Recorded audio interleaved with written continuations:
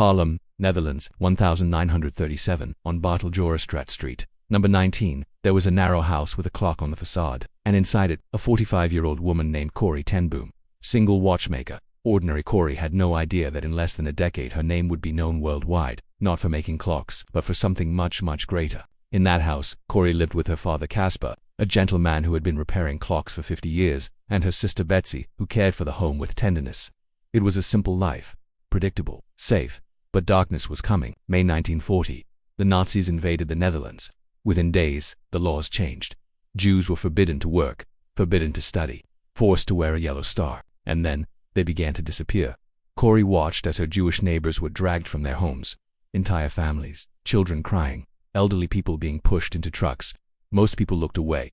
Don't get involved, they said, it's dangerous. But Casper ten Boom, the 84-year-old watchmaker, said something different. In this house, God's word is law, and God says, love your neighbor as yourself. And at that moment, the little clock house became a hiding place. Corrie built a secret room behind a false wall in her bedroom, 80 centimeters deep. It could fit 6 people standing. For 3 years, the ten Boom family hid more than 800 Jews, feeding them, protecting them, risking everything. They knew the risk. If they were caught, the sentence was death.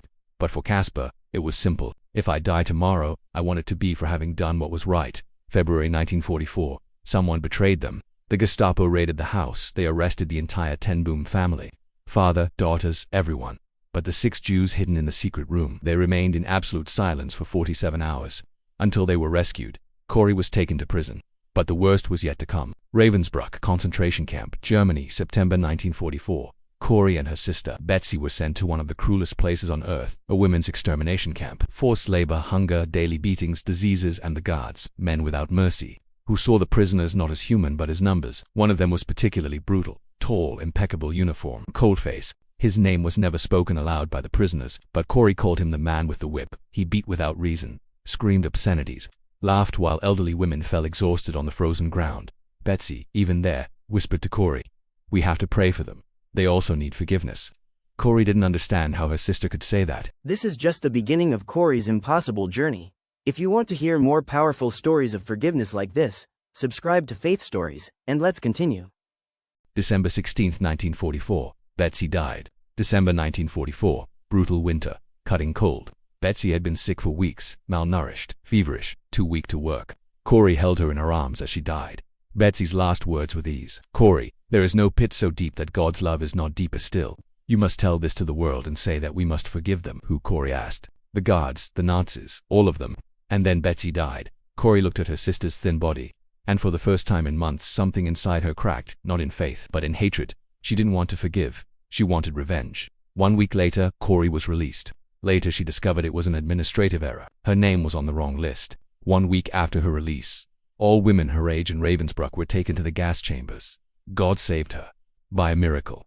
But Corrie didn't feel saved. She felt empty. She returned to the Netherlands. The clock house was still there, but empty. Father dead, Betsy dead. Brother survived, but destroyed. Corrie tried to rebuild. She began to speak about Ravensbruck, about forgiveness, about God's love. But something inside her was not healed, because every night she dreamed of the man with the whip. And in the dream, she didn't forgive him. She killed him. Munich, Germany. 2 years after liberation, Corrie was giving a lecture about forgiveness, speaking to a church full of Germans about God's grace, about how no sin is too great. When she finished, people began to leave, and then she saw him, walking toward her, smiling, the man with the whip. But now he wasn't in uniform. He was wearing a suit, hair combed, clean hands. He extended his hand. Fräulein, thank you for your message. To think that, as you said, you washed my sins. Corrie was paralyzed. He didn't recognize her, but she recognized him perfectly. Every detail, the face, the voice, the hands, the same hands that held the whip. You mentioned Ravensbruck, he continued. I was a guard there, but since then I have become a Christian. I know that God has forgiven me for the cruel things I did there.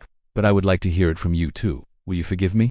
And he kept his hand extended. Waiting, Corrie stood there. Frozen seconds seemed like hours. She remembered Betsy, the thin body. The last words, we must forgive them. But she couldn't. She didn't want to. That man tortured her sister. That man laughed while women died, and now he wanted forgiveness. Corrie prayed desperately, Jesus, I cannot forgive him. Give me your forgiveness. And then, mechanically, like lifting a 1,000-kilogram weight, Corrie extended her hand. When their hands touched, something happened. An electric current, warmth, something inexplicable. And for the first time in years, Corrie felt love. It wasn't hers. It was God flowing through her. She didn't have the strength to forgive, but God did. and he used her empty hands to do it. At that moment, the Corrie who carried hatred died, and the Corrie who understood grace was born. After that encounter, Corrie's life changed completely. She understood something Betsy tried to teach. Forgiveness is not a feeling, it's a decision, and God gives the strength when we don't have it. Corrie traveled to 64 countries over the next 33 years. She spoke to millions of people, kings, presidents, prisoners, anyone who wanted to listen. Her message was always the same. There is no pit so deep that God's love is not deeper still. She wrote a book called The Hiding Place in 1971. It became a worldwide bestseller, translated into more than 60 languages, and millions of people around the world read about an ordinary woman who did something extraordinary. She forgave the unforgivable. But Corrie never saw herself as a hero. She always said this: forgiveness is the key that unlocks the door of resentment and the handcuffs of hatred. It is a power that breaks the chains of bitterness and the shackles of selfishness. Corrie ten Boom lived to be 91 years old. She died on April 15, 1983, on her birthday. But her legacy did not die. The little clock house in Haarlem is now a museum. More than 100,000 people visit every year. The secret room is still there. You can enter, touch the walls, feel the cramped space where 6 lives were saved. And above the door, it is written, "For I was hungry and you gave me food. I was thirsty and you gave me drink. I was a stranger and you welcomed me." Matthew 25 minutes and 35 seconds. Corrie's story proved something the world tries to deny. Forgiveness is stronger than hatred. She didn't just survive hell, she defeated it. Not with violence, not with revenge, but with something the Nazis never understood: grace. Before she died, Corrie said these words: "Never be afraid to trust an unknown future to a known God." On her grave, there is no grand monument, just a simple headstone with her name, and a Star of David, in honor of the 800 Jews she saved. This is the story of Corrie ten Boom, not the story of a saint, but the story of an ordinary woman who discovered that God can give us strength to do the impossible, those strengths to hide when everyone is afraid, strength to resist when everyone bows, and strength to forgive when forgiveness seems impossible. Hatred imprisons, resentment traps, revenge corrodes, but forgiveness, true forgiveness, sets free. Not just the person forgiven, but the one who forgives. Perhaps you're watching this and thinking, "I could never forgive." Corrie's story says you're right.